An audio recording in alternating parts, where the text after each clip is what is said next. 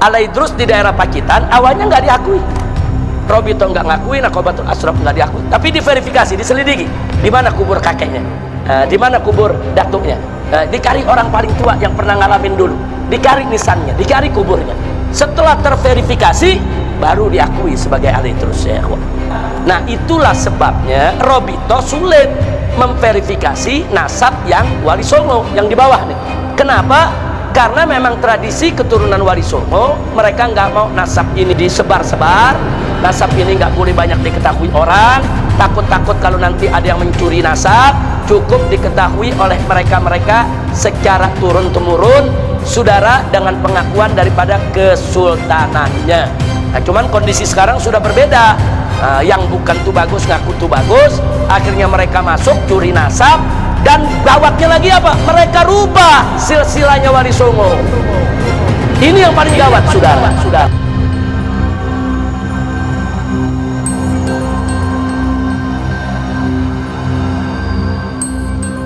Kemudian mari kita lihat dari Al-Faqih Muqaddam itu melahirkan tidak kurang dari 75 leluhur Ba'alwi. Hampir semua ada di Indonesia. Ini marganya 75 leluhur, ini 75 marga ya ikhwah. Sementara dari Ammul Faqih itu melahirkan tidak kurang dari 15 leluhur Ba'alwi, yang salah satunya adalah Azmat Khan. Nah Azmat Khan inilah yang akhirnya melahirkan para Wali Songo. Ini saya sudah jelaskan dari tahun 2015 ini ya ikhwah. Nah, makanya kalau anda baca buku saya yang berjudul FPI Dialog Amar Ma'ruf Nahi Munkar, saya cantumkan di sana nasab Wali Songo secara lengkap sampai kepada Pangeran Yusuf atau yang tadi disebut Maulana Yusuf oleh Kiai Qurtubi, saudara. Sampai di situ itu nasab tercatat, saudara. Nah, jadi supaya kita tahu inilah uraian nasab para habaib Ba'alwi dan uraian nasab Wali Songo. Ternyata Wali Songo dan para Ba'alwi ini mereka bersaudaranya di mana? Mereka bersaudaranya satu datuk di Imam Muhammad Shahib Mirbad. Nah, saudara. Nah, baik. Nah, pertanyaannya sekarang, kenapa kok yang Wali Songo datuknya nisbahnya ke Azmat Khan? Azmat Khan itu terkenal di India, saudara. Nah, bukan di Yaman. Di Yaman waktu itu belum lahir itu Azmat Khan, saudara. Nah, jadi ceritanya datuknya Azmat Khan ini dari Yaman, mereka menjadi pedagang, saudara, di mana mereka melakukan perjalanan tijarah dari mulai Jazirah Arabia lewat Irak, saudara, lewat Iran, Afghanistan, sampai mereka tiba di India. Dan mereka di India, saudara, menyebarkan Islam yang dikenal dengan nama Sultan Abdul Malik, saudara. Sultan Abdul Malik ini datuknya Wali Songo. Dia sebarkan Islam di India, kemudian dia punya anak, punya keturunan, saudara.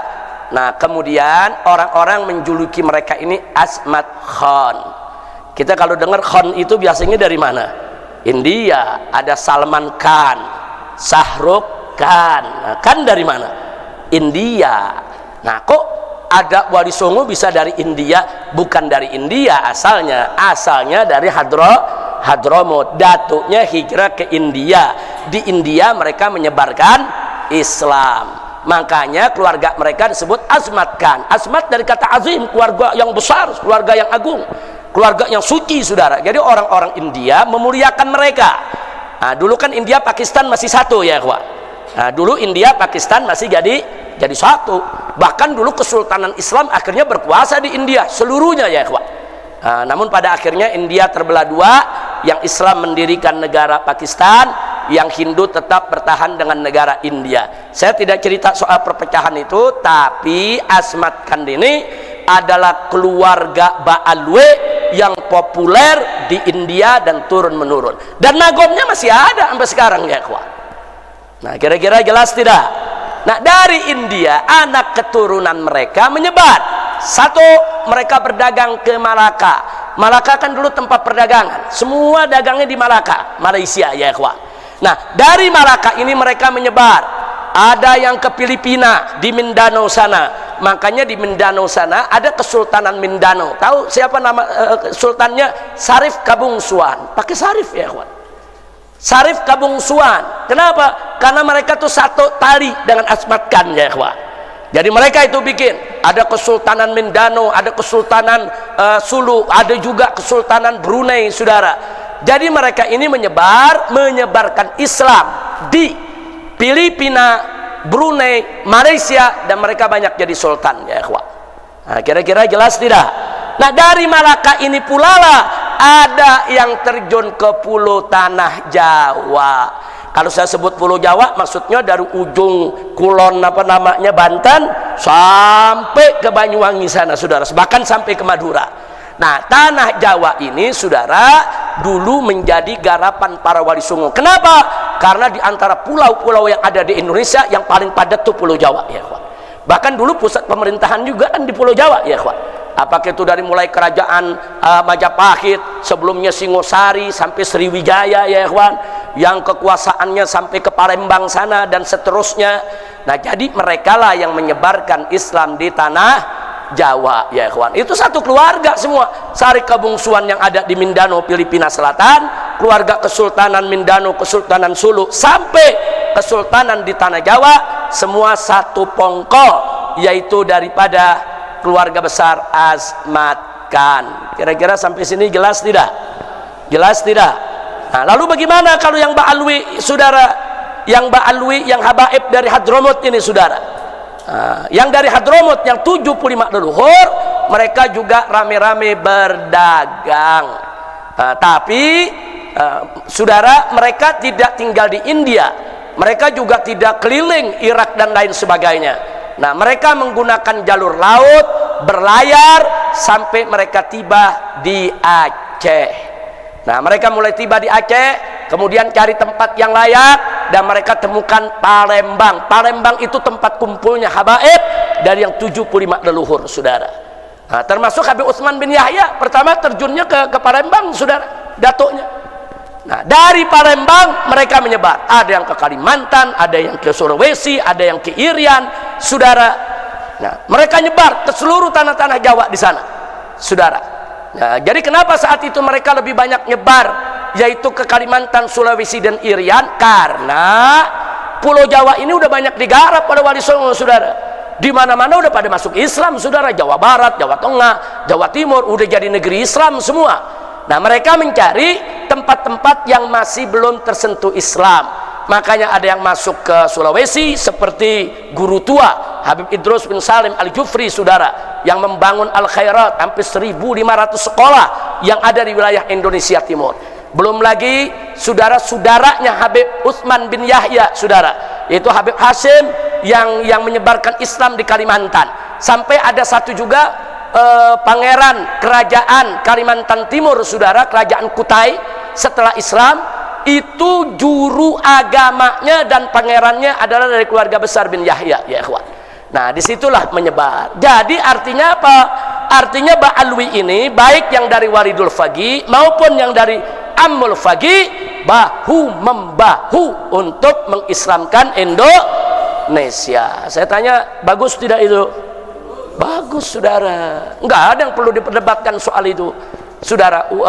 Memang di kalangan ahli nasab ada perbedaan soal nasab Asmat Khan saudara. Memang ada perbedaan, tapi perbedaan itu nggak bisa dijadikan dalil membatalkan nasab Asmat Khan saudara. Enggak.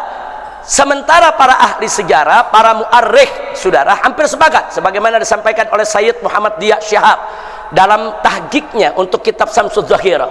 Nah, dalam catatan tahqiqnya beliau sampaikan saudara, nah, bahwa para ahli tarikh umumnya sepakat wali songo itu berasal dari Asmat Khan. Kalau mereka Asmat Khan berarti mereka Ba'alwi.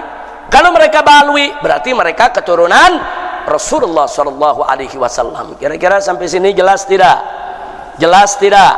Nah, sekarang baik, sudah tahu seperti ini, mungkin ada yang mau tahu apa aja sih leluhur-leluhurnya Ba'alwi nih, baik yang menurunkan wali songo maupun yang lainnya. Perhatikan dalam kitab Aswaja yang saya buat ya kawan, menyoroti Wahabi dan Syiah. Di kitab ini saya sudah uraikan semuanya ya kawan, di halaman 215. Nah, perhatikan baik-baik. Imam Al-Faqih Al-Muqaddam Muhammad bin Ali Ba'alawi menurunkan para imam yang merupakan para datuk dari marga-marga habaib. Antara lain ada 7, di sini saya sebut bukan 75 lagi, 95. Di sini yang saya sebutkan ada 95. Yang 75 ini yang nyebar di Indonesia ya ikhwan. Nah, di antaranya apa? Saya bacakan aja sebagian. 1 Abu Numay, 2 Az-Zahab, 3 Az-Zib, kemudian 4 Al-Attas, 5 Al-Idrus, 6 Al-Bahar, 7 Al-Baiti, 8 Al-Bar, 9 Al-Barahim, 10 Al-Barakat, 11 Al-Barum, 12 Al-Barakbah, 13 Al-Batah, 14 Al-Buftaim, 15 Al-Ghaidi, kemudian 16 Al-Ghumri, 17 Al-Ghusn, 18 Al-Habshi, 19 Al-Haddar, 20 Al-Hadi, 21 Al-Hamadun, 22 Al-Hamid, 23 Al-Khindwan, 24 Al-Hiyid, kemudian 25 Al-Jazira, 26 Al-Jufri, 27 Al-Junaid, 28 Al-Jailani, 29 Al-Kaf, 30 Al-Qadat, kemudian bukan Al-Haddad ya, lain lagi, Al-Qadat saudara, kemudian 31 Al-Qirishah ya, 32 Al-Khamur, 33 Al-Khaneman, 34 Al-Khirid, 37 Al-Khun, 36 Al-Madikik, 37 Al-Mahdi, 38 Al-Maknun, 39 Al-Marzak, 40 Al-Masilah, 41 Al-Masyhur, 42 Al-Muallim, 43 Al-Mudhir, 44 Al-Mugabir, 45 Al-Mukhdar, 46 Al-Munawwar, 47 Al-Musawa, kemudian 48 Al-Musayyakh, 49 Al-Mutahhar, 50 Al-Ghadi, 51 Al-Ghadri, 52 Al-Gutban, 53 At-Taha, 54 Al-Wahd, 55 Ar-Rakhilah, 56 Ar-Rawsan, 57 Ar-Rudai, 58 Ar-Rus, 59 As-Sakran, 60 As-Segaf. Kemudian ini disusun berdasarkan abjad ya. Ntar ada yang tanya, kok As-Segaf adanya belakangan? Berdasarkan abjad, yang A dulu baru yang B begitu. Jangan ntar As-Segaf protes ya, ini kok As-Segaf yang justru kakak paling tua kok jadi ditaruh belakang ini. Nah, jadi jangan protes dulu As-Segaf ya. Al-Habsyi juga karena hak ya kita taruh di hak ya kawan. Baik, selanjutnya saudara ada 61 As-Sirri, 62 As-Safi, 63 As-Salabiyah, 64 As-Sabsabah, kemudian 65 As-Syambal, 66 As-Syatiri, 67 As-Syaikhan, 68 As-Syili, 69 Az-Zahir, 70 Ba'agil, 71 Baharun, 72 Bahasan, 73 Bah Husain, 74 Bajahdab, 75 Basyeban. Nah, ini Basyeban ini Jawa Timur banyak saudara, kiai-kiai yang dia punya nasabnya Basyeban. Nah, tentunya saudara ini nasab-nasab yang saya sebutkan ini saudara sesuai dengan data-data yang ada dari kitab nasab. Kemudian yang berikutnya lagi 76 Basmele, 77 Ba Umar, 78 Balghis, 79 Bilfagi, 80 bin Hamid. Al-Hamid dengan bin Hamid beda itu. Ada bin Hamid. Kemudian 81 ada bin Harun, 82 bin Hashim, 83 bin Ibrahim, 84 bin Ismail, 85 bin Jindan, 86 bin Sahil, 87 bin Sumaitan, 88 bin Syaikhan, 89 bin Syihab. Bin Syihab belakangan lagi. Yang ke-89 ya kawan. Karena S kan belakangan. Nah, kemudian 90 bin Yahya. Nah, bergandengan lah tuh bin Syihab bin Yahya ya. Abah Muhmi itu Muhammad ya. Baik, berikutnya 91 Fad'ak, 92 Jamalul Lail, 93 Maulad Dawilah. Maulad Dawilah paling tua ini. Nah, namanya di nomor 93. 94 Maula Khailah, saudara. Dan 95 Syekh Abu Bakar bin Salim. Jadi kita bisa lihat itu yang keturunan daripada Walidul Faqih. Ada 95, kurang lebih ada 75 yang mereka ada di Indonesia. Bahkan perlu dicatat ya kawan, ada beberapa marga habaib di Yaman udah nggak ada lagi. Jadi kalau ke Yaman nggak ada ini marga. Kenapa? Karena datuknya semua dulu udah hijrah ke Indonesia. Di antaranya Barakbah di Yaman udah nggak ada. Bafaraj di Yaman udah nggak ada ya kawan. Jangan-jangan ntar orang Yaman bingung, ini marga dari mana nih? Karena mereka udah hijrah ke Indonesia, berkembang biak di Indonesia. Kira-kira jelas ya. Nah, sekarang yang berikutnya saudara, itu tadi dari Walidul Faqih yang nomor 1. Sekarang dari Ammul Faqih yang nomor 2, saudara. Nah, dari Ammul Faqih setidaknya, saudara, yang tercatat ada 20 leluhur. Yang tercatat di situ, yang kita tulis ada 15. Ini 15 yang banyak di Indonesia bersebar, ya ikhwan. Nah, totalnya mereka kurang lebih ada 20-an, kurang lebih. Nomor 1, Aidid. Aididnya pakai D ya, bukan pakai T. Aidid pakai T. Ada Aidid pakai dal. Beda tuh. Tahu bedanya gak? Aidid pakai T, PKI. Ya, Aidid pakai dal, habaib. Ya, jangan ketuker ya. Jangan ketukar, ntar jangan dibilang habaib Aidid, wah tuh turunan Aidid semua tuh. Nah, kira-kira jelas ya. Yang kedua ada Al-Alilala. Nah, ini menarik, ada Alilala. Ini gaya-gaya India nih, saudara. Al-Alilala, keturunan memang banyak di India ya ikhwan. Kemudian yang ketiga Al-Auhaj. Yang keempat Al-A'yun. Yang kelima Al-Babtin. Yang keenam Al-Baiti. Al-Baiti ada yang Walidul Faqih, ada yang Amul Faqih. Yang ketujuh Al-Bid. Yang kedelapan Al-Haddad. Nah, Al-Haddad di sini nih, saudara. Nah, Al-Haddad. Yang kesembilan At-Ta'wil. Yang kesepuluh Azmat Khan. Ternyata Azmat Khan sama Al-Haddad satu datuk gak tuh? Satu, sama-sama dari Ammul Faqih. Al-Haddad nggak masuk dalam kelompok yang tadi, masuknya Ammul Faqih. Kemudian yang berikutnya lagi, saudara, yang ke-11 Ba'bud. Yang 12 Bafaraj. Yang ketiga Bafaqih. Yang ke-13 Bahasan. Yang ke-15 Bahasin. Yang ke-16 Basurrah. Yang ke-16 Basukuta. Yang 18 bin Hashim. Yang ke-19 bin Sumaid. Habib Bahar bin Sumaid ya ikhwan. Semua orang Indonesia bilangnya bin Sumit ya ikhwan. Sebetulnya bin Sumaid. Orang kalau dengar bin Sumit dianggap jangan-jangan dari Eropa nih.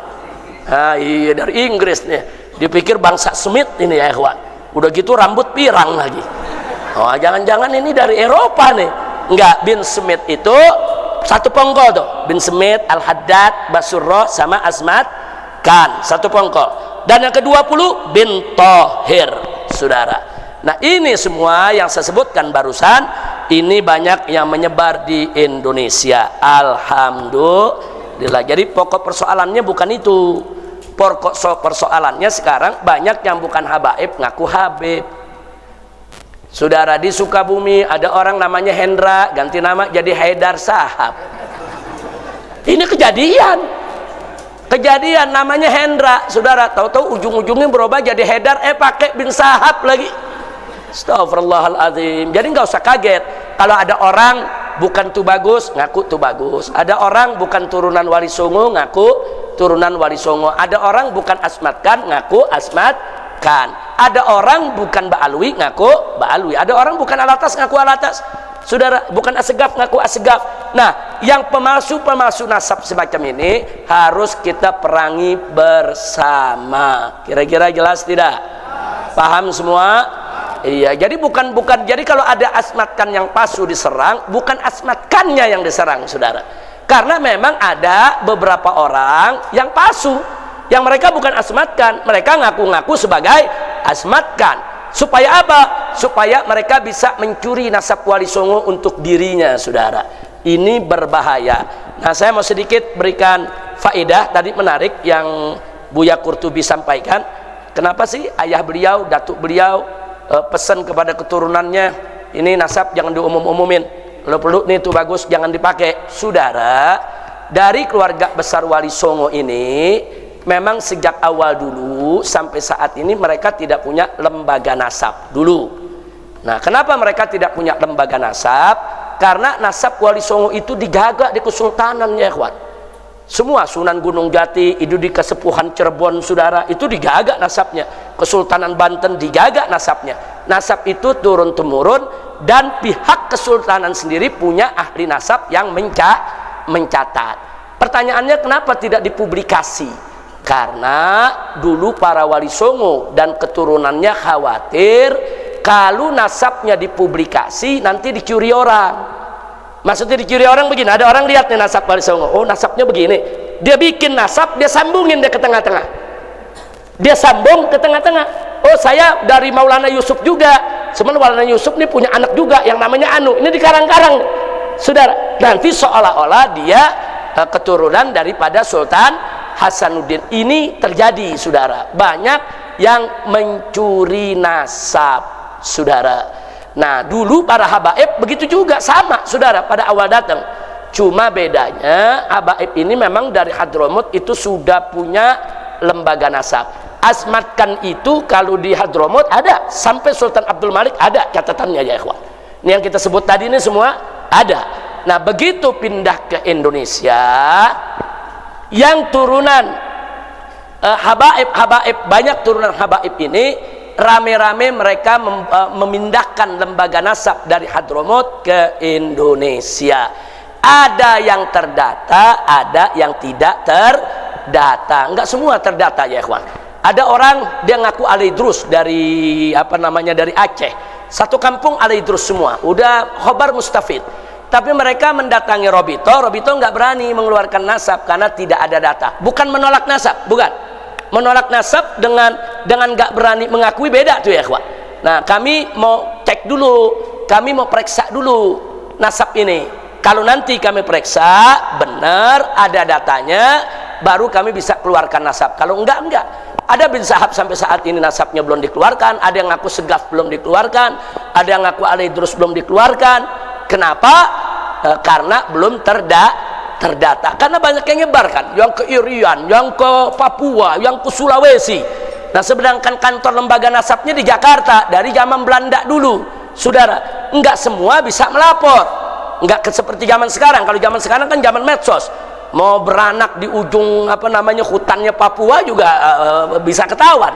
Dulu kan nggak ada. Nah, kadang-kadang kabar itu lambat, ya ikhwan. Kadang-kadang Robito lihat, oh iya ada namanya Fulan, ini memang dulu ke Papua, tapi setelah itu hubungan kami putus. Kami nggak tahu nih dia kawin nggak di sana, dia punya anak nggak di sana. Tahu-tahu sekarang datang turunannya yang keempat, ngaku cucunya. Kan mesti diperiksa, saya bin A bin B bin C, ya bin Fulan itu yang ada di sana. Nah, Robito mesti buktiin, betul gak dia anaknya si A, betul gak si A anak si B, betul gak si B anak si C, betul gak C itu anak Habib yang tercatat itu. Ini yang jadi masalah. Kalau nggak ketemu, jangan salahin Robito. Robito bukan lembaga politik, Robito bukan lembaga cari duit, enggak. Robito itu mendata nasab sesuai fakta dan data. Nah, Anda boleh lihatlah, tanyakan nanti di luar pengajian ini, banyak habaib sampai sekarang yang belum bisa terima nasab dari Robito. Khususnya yang datang dari Irian, dari Kalimantan, Sulawesi, Aceh, bukan ditolak, bukan. Perlu diverifikasi. Nah, ada beberapa yang diverifikasi ternyata ketemu. Contohnya Habib Zaki, Alaidrus Pacitan waktu itu pernah jadi masalah awal, ya. Alaidrus di daerah Pacitan awalnya nggak diakui. Robito nggak ngakui, Nakobatul Asraf nggak diakui, tapi diverifikasi, diselidiki, di mana kubur kakeknya, di mana kubur datuknya, dicari orang paling tua yang pernah ngalamin dulu, dicari nisannya, dicari kuburnya. Setelah terverifikasi, baru diakui sebagai Alaidrus, ya. Kira-kira jelas tidak? Jelas tidak? Nah, itulah sebabnya Robito sulit memverifikasi nasab yang Wali Songo yang di bawah nih. Kenapa?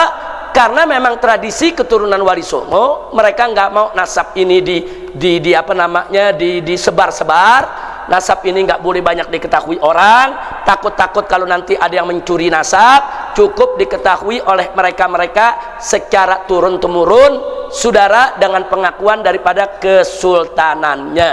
Nah, cuman kondisi sekarang sudah berbeda. Yang bukan tuh bagus ngaku tuh bagus, akhirnya mereka masuk curi nasab. Dan gawatnya lagi apa? Mereka rubah silsilahnya Wali Songo.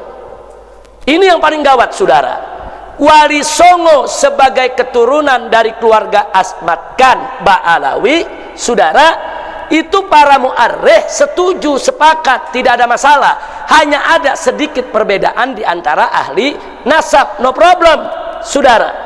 Tapi begitu Wali Songo diubah, oh Wali Songo bukan Ba'alwi, diubah dia jadi Kazimi atau jadi Bukhari atau jadi Musawi, berantakan itu nasabnya, ikhwan. Ini sama juga apa? Kesian Wali Songo yang sudah berjasa mengislamkan Indonesia, saudara, diobok-obok nasabnya sama para begal nasab. Bahaya tidak? Bahaya tidak? Justru Wali Songo sebagai Ba'alwi itu datanya lebih kuat dibandingkan Wali Songo sebagai Musawi, Kazimi, Bukhari atau Jailani, saudara. Nah ini udah ngawur. Ini namanya mengubah nasab. Nggak boleh ngubah-ngubah begitu ya. Pantas saja barusan Buya Qurtubi ngamuk menca-menca.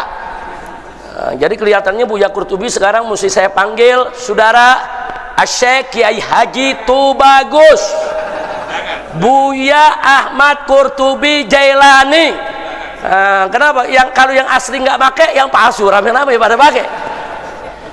Jangan sampai nanti begitu yang masuk pada jadi Tubagus yang asli dipalsuin semua. Akhirnya jadi mantan Tubagus. Jadi sama mantan Habib Kiai.